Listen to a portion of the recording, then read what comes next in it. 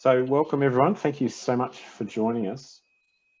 I should say that we are recording this session. So if you don't want to appear in the recording, turn off your name if you want to remain anonymous.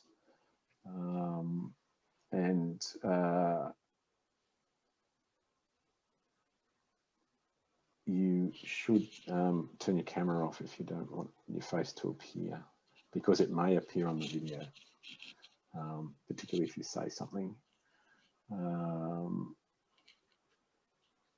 We have in the waiting room Karen is coming in. So Karen is going to seed the discussion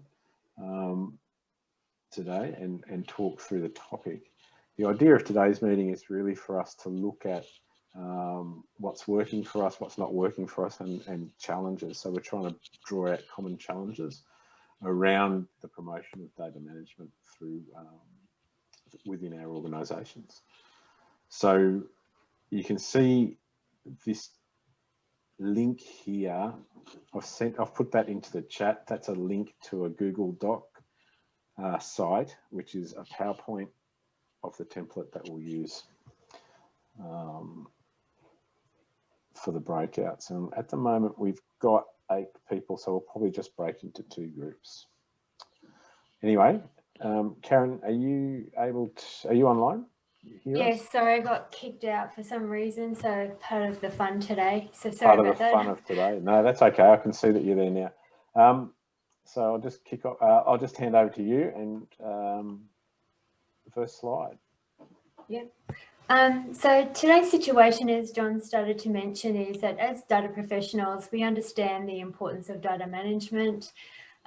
We've probably been working in this space for some time and starting to see recurring themes around some of the challenges throughout various organisations.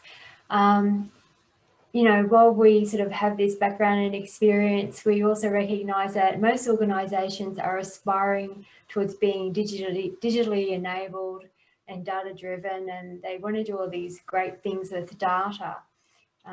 However, the reality is that the organisations that we're working either in or with to help them get to that point, often we're finding that the conversations, the situations we're experiencing, we seem to be having the same conversations, and the same conversations don't seem to have changed very much over the last 20 or so years. And I know from my experiences working with Rick, I'm sure he can attest to that, as can others if you've been in this space for some time. So we thought it was time to maybe look at what's driving this. So why are we in this situation 20 years on with not much really progressing? In fact, in my own experiences, and maybe I'm just the unfortunate one, that it seems to be a lot harder, and in some cases we seem to be going backwards. So one of the things that I wanted to put to other professionals is, in your view, in your experience, whether they're your own experiences or those of others that you've been working with, what do you see as preventing organisations, or what do you think are the contributing factors that are preventing organisations from deploying more resources towards better data management practices? And by resources, it could be in the shape of acquiring more skilled individuals. It could be more focus on training, having the right skills, you know, around data management practices in the right areas of the business. Whatever that is, that's part of what we want to explore today. And the other thing is, as data management professionals, is there something in what we're communicating or what we've failed to communicate to managers or senior executives to help them build this digitally competent and literate organisation? So is it, where are these things coming from? Is it, what's our contribution to this? Is it what we're not able to communicate well? Do we need to focus on their messaging, or are there broader problems than that? So these are the sorts of things that we would like to explore in this session this afternoon, based on as I said, our individual or collective experiences, to look at maybe how we can start to turn the conversations around and how we can start to influence things in maybe a different way. So we can start to change the conversations and change the results. Is there anything you'd like to add to that, John? Or no, I think that's a really good synopsis. I think the idea now is for us to break, I suppose, into groups. We've got 8 participants, so maybe 2 groups of 4. I'll just, and then, hello, we've got someone else joining us now. The next slide, this is the common format that we've been using to collect people's thoughts. If you can't download the document for any reason, we just want to talk about the things that have worked for us, the things that haven't worked for us, or the things that have been a little bit on the nose, and any common challenges that the group has. So I'll just use this wonderful breakout room feature and split us into two groups, and we'll see you on the other side. How's everyone going? We've got, yeah, I think we've got everyone back now. Thank you very much. Just popping in and out of those discussions, so they were very vigorous discussions and some very interesting points raised. So, Rick, were you scribe for the group that you were in? No, unfortunately, with my laptop not letting me in, the only way I could get in with my iPad, and that's my normal scribing thing. So I had to delegate to Angela. She very graciously took that on. So Angela, would you be happy to share what your group went through? Okay, so I just wanted to highlight some of the experience from members of the group. We had people from Telstra, we had information architects, data analysts, people from local council, energy companies, experience with state government. So it was across both private and public sectors. So I thought that was really good. In terms of should do's, I think most people felt that ownership and sponsorship at the senior level, and that having like steering groups, but really having that buy-in and that engagement from that senior level to support the initiatives. In shouldn't do, oh no, there's more stuff in should do, sorry guys. Maturity assessments. So developing and having maturity assessments which allowed people to set metrics on what they wanted to achieve, but also be able to identify when they were falling behind. And there were a few approaches. So the approach from myself is that kind of softly approach in terms of implementing data governance. But there's also been other approaches like having a fit for purpose principle. So it's really about engaging with the business and asking what they're using that information for, and profiling that data and looking at that data quality and saying, this is the quality you have, what is the quality you need, and making sure it's fit for purpose. In terms of don't do this, I guess key was don't miss stakeholders. But also acknowledging that there can be a lot of excitement when you get a consultant in, or you have a project and you'll achieve a few things, but then you might lose the momentum and then lose anything that you've really achieved. So that was don't do. Challenges. Having that understanding at that senior management level, if you don't get that sponsorship, it's really because they don't understand the role or the importance of it, and trying to get that understanding and that focus on data management. Another challenge was getting caught up with the technology hype. And that was about identifying a technological solution, say in terms of metadata management, data cataloging, but believing that the answer for data management was in that solution rather than looking at it holistically, and forgetting that it's not really the technological solution, because data is across all systems. And even if you do have a migration project, it's that data that's consistent. Another challenge was really still needing to have that holistic approach. One of our speakers talked about fit for purpose, but having that challenge of having that holistic approach, and meaning that it meant that there wasn't this one universal holistic understanding of data management. And that's really what I wrote down. If anyone in the group thinks of something that I'm misnoting, please feel free to jump in.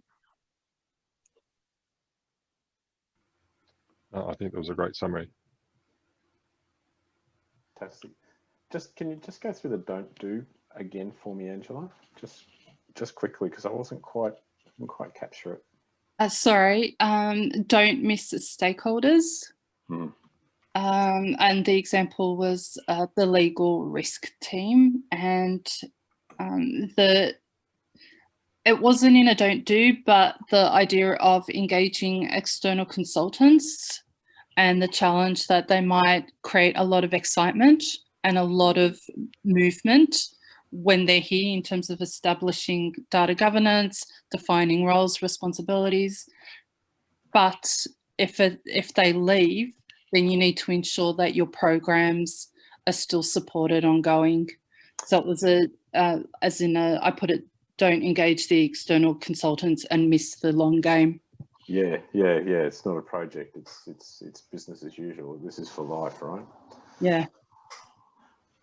Okay, that's fantastic. Thank you. Okay, Karen, were you the scribe? Did I get that right? Were you the scribe on your group?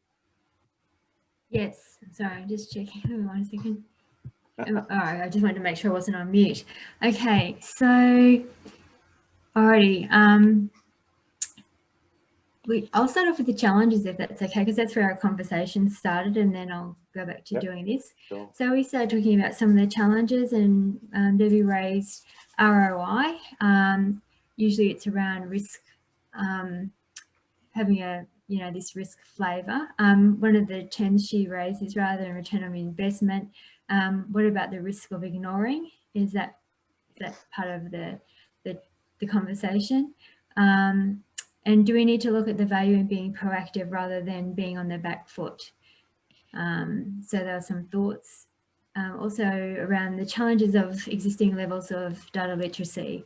Do we need to start with data literacy? What does that look like? Can be a challenge to understand what form data literacy education would take and how to approach that. I think that's an emerging and quite a common theme through organisations at the moment. Other challenges, I guess, tied in with literacy and understanding, and that is this nodding that we get from either stakeholders or management and others across the business, nodding in agreement or supposed agreement, but then they walk out of a room or walk away from the conversation and you become aware of the fact that they didn't really understand what the conversation was around or what was meant. So those sorts of behaviours. Around again, data literacy and understanding, showing outputs doesn't always work, because if they don't have an appreciation as to what those outputs represent and the value of those outputs, then sometimes that doesn't help. So it really depends on that individual or group's prior knowledge and appreciation of that to coming into that conversation. Challenges more broadly, but touching on literacy still, is education. So the lack of formal education for, I guess, even younger folk coming through courses and trainings and things like that in tertiary institutions, probably being a bit light on in the data management field. So therefore we have an absence of new skill sets coming through into organisations, contending with the existing, maybe in some places, stale cultures. So we have this gap at both ends of the spectrum. And the challenges are the reasons for change. So sometimes those that are making the decisions to support things like data management programs or resources aren't necessarily the ones that are experiencing the pain. And so the challenge is to be able to identify and help make them aware and communicate some of the pain being experienced by their colleagues or reports across the organisation, just to help them educate on the extent of the issue, which hopefully will turn into a driver. Some of the things around do this. So we talked about looking at relevant analogies and stories that resonate with the organisation. We use things from food examples, you know, around, you know, burst pipes. There's a range of things that came up in different stories that we've used that resonated. So maybe being creative and looking at for the right story that the organisation can identify with. Having continuous contact and engagement with a broad range of people across the business. And I think that sort of speaks back to being available to educate on an informal level by asking questions and engaging through day-to-day conversations helps to create that level of awareness and question people's, I guess, concepts a little bit more broadly. Some of the things that worked, where people are put into a situation where there's a common driver, so they're thrown in to get a particular outcome and they all have a common single purpose, where that's driven by a time frame or a legislative change or a financial outcome or a combination of these things, really help to cement, I guess, and unite people to deliver and to work together more collaboratively to achieve an outcome. Looking at potentially connecting the cost of lost productivity with savings that can be realised by improved data outcomes. That also helps to support moving things forward. And quick wins. So if you've got a data management strategy, tie in some practical results fairly quickly that are real and tangible, so that then, you know, the stakeholders that you're engaging with can connect the statements in the strategy with the real outcomes that will be delivered by executing on that strategy. One of the don't do this, and I don't have too many in this column, so feel free to speak up, everyone.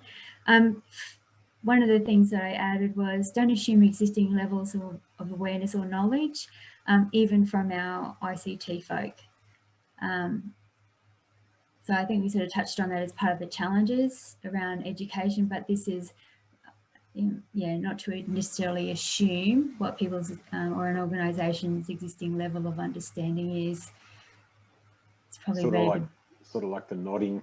People sort of nod, but you know. Yeah, that's right. And I guess, and this is a personal experience. You know, I've been caught out a few times where I thought that, you know, some IT folk were going to be a bit more aware, and I was really surprised. And yeah, it's just unfortunate, but that's one example. Or people who are managers of areas of, you know, BI teams and warehousing teams, you would expect them to be much more across it. Again, I've been equally surprised at just how little they know and understand. So I guess my takeaway is don't assume.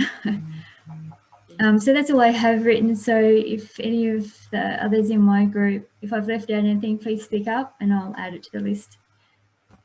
I think you did a great job, Karen. Thank you. Yeah, thanks, Karen. Wow, that was good. I wasn't thinking that we were that eloquent, but yeah, we were, obviously. I just want to say thank you to everyone for participating. I know, again, we've had a late change in the link, but we still managed to get a number of people. I hope that was valuable.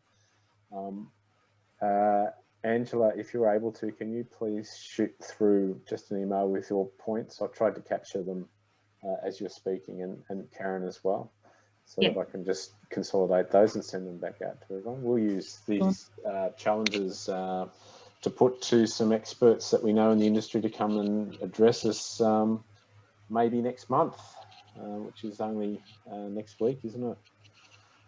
Yes, it's going quickly. Well, yes, 2020, the year that we want to get over quickly, but so long as 2021 isn't worse.